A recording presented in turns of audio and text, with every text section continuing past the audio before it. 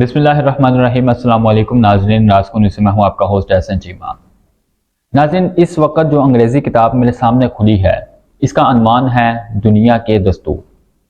کتاب میں شامل مختلف براعظموں کے مختلف ملکوں کے ہر آئین میں دو باتیں قدرے مشترک ہیں، 1973 کے پاکستانی دستور سمیت۔ ہمارے دستور میں دساتیر علم کی پہلی قدر مشترک یہ ہے کہ قومی اور سیاسی وحدت کو ہر لحاظ سے محفوظ بنائیں گے، جس کے لیے مختلف الخیال سوسائٹی اور نیو آرڈر قائم کیا جائے گا۔ 1973 کے آئین کے الفاظ یہ ہیں: Inspired by the resolve to protect our national and political unity and solidarity by creating an egalitarian society through a new order۔ ناظرین، بانی پاکستان قائد اعظم رحمۃ اللہ علیہ کے دیے ہوئے قومی ایجنڈے کا نقطہ اول بھی ہو بہو یہی ہے، مگر المیہ یہ ہے کہ پاکستان میں نیشنل یونٹی ایک سرکاری نعرہ سمجھا جاتا ہے۔ اس کی مسلسل وجوہات ہیں جن میں پاکستان کے عوام کا کوئی قصور نہیں۔ ناظرین، ہوا کچھ یوں کہ پچھلے 76 سال میں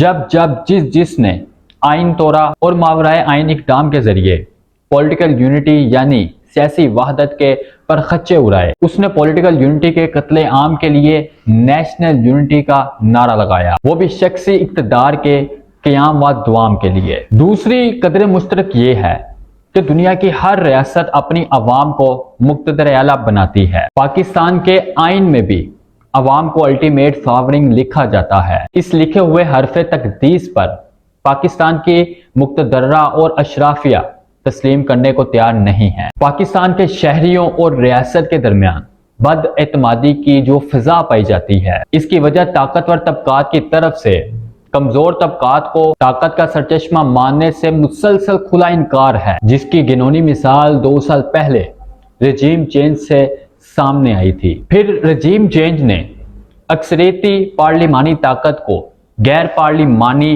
قوت سے حصے بکھرے کر کے پی ڈی ایم حکومت کے سیزن 1 کو مسلط کیا۔ نتیجہ یہ نکلا کہ وہ 2 سال تک پاکستان سرزمین بے آئین بنا رہا، مگر وقت آنے پر قوم کے اجتماعی شعور نے اس طرز سیاست پر زبردستی چلنے سے انکار کر دیا۔ دوسری جانب ریاست کی ساری طاقت نے اقلیت کو اکثریت پر حاوی ہونے کے لیے زور لگائے رکھا۔ عوام اور مقتدرہ کی اس شدید کشمکش کے دوران سال 2024 طلوع ہوا۔ جنرل الیکشن کے نام پر سندھ ہائی کورٹ کے چیف جسٹس جناب جسٹس عقیل احمد عباسی کے بقول ڈرائنگ روم میں بٹھا کر عہدے بانٹے گئے۔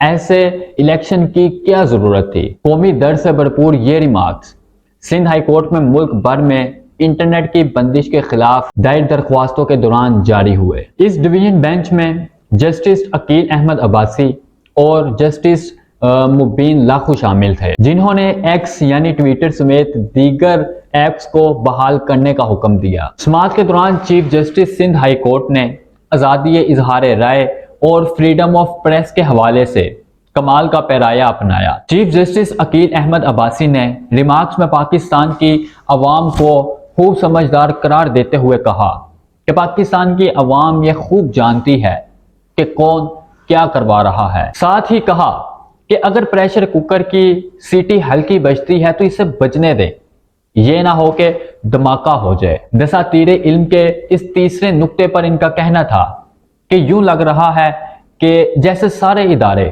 بے وقت ہو چکے ہیں۔ پی ڈی ایم 2 کی حکومت کا سیزن 2 شروع کرانے کے لیے قومی وسائل پر چلنے اور پلنے والے ادارے کہاں کھڑے ہیں؟ یہ حقیقت chief justice Sindh high court نے بڑی دردمندی کے ساتھ بیان کر ڈالی۔ ایسے میں پاکستان کے شہریوں اور ریاست کے مابین جو عمرانی معاہدہ 12 اپریل 1973 کے روز ہوا، اس کی حیثیت اب کیا رہ گئی ہے؟ آئیے اس قومی منظرنامے میں تلاش کرتے ہیں۔ سوشل کنٹریکٹ کی پہلی تلاش گمشدہ۔ الیکشن کمیشن عدالت عظمیٰ آئینی طور پر موجودہ قومی منظرنامے میں سب سے زیادہ سپاٹ لائٹ میں ہیں۔ ان دونوں دستوری اداروں سے ابھی تک کوئی ایسا امید افزا اقدام سامنے نہیں آیا جس کے ذریعے سے چوری شدہ مینڈیٹ 2024 کی بازیابی کا کوئی اشارہ مل جائے۔ فریادوں سے ہونے والا سلوک بھی مثالی ہے۔ اس بے اتنائی کے نتیجے میں مینڈیٹ کی چوری کے متاثرین اور ان کے ووٹرز دونوں کو مسلسل احساس ندامت دلا کر गुस्से की तरफ धकेला जा रहा है। 2024 का इलेक्शन जीतने वाली सबसे बड़ी पाकिस्तान की जमात तहरीक इंसाफ और कैदी नंबर 804 से खुलेआम पार्लिमानी सीटें छीनी जा रही हैं, लेकिन आईनी इदारे गोंगलुओं पर से मिट्टी जानने को भी तैयार नहीं। ऐसे में बजा तौर पर यह आवाजें जोर पकड़ रही हैं कि पाकिस्तान को एक नए दस्तूर की जरूरत है, ताकि नई नस्ल को यह यकीन दिलाया जा सके कि इन्हें 1970 के आइन में जबरदस्ती धकेला नहीं जाएगा। सोशल कॉन्ट्रैक्ट की दूसरी तलाश गुमशुदा। अवाम ने 8 फरवरी को अपने वोट की ताकत से जो फैसला किया था, इसे 9 फरवरी को बदल डाला गया। बल्कि अवामी फैसले को बदलने के लिए गैर अवामी ताकतें हारे हुए लश्करों की सरपरस्ती कर रही हैं। बेतहाशा, बेअंदाजा और बेरहमाना सरपरस्ती। आज़ादी इजहार, एहतजाज और आवाज जैसे इंसानी हकूक का गला गूंथ दिया गया। आइन में इंसानी और बुनियादी हकूक के बाब पर ताले पड़े हैं। हम एक ऐसा समाज बना दिए गए जहां पर बुनियादी इंसानी हकूक मांगना और इनका नाफिज करना शजरे ममनू का मेवा है। एक ऐसा मेवा जिसे चखने की ख्वाहिश रखने वाला बंदी खाने की हवा खाता है। जाहिर है इस जमीनी सूरत हाल में हालात को बदलने के लिए दस्तूर बदलना होगा। अल्लाह हम सब का हामी नासिर हो। दोबारा मुलाकात होगी नई वीडियो के साथ।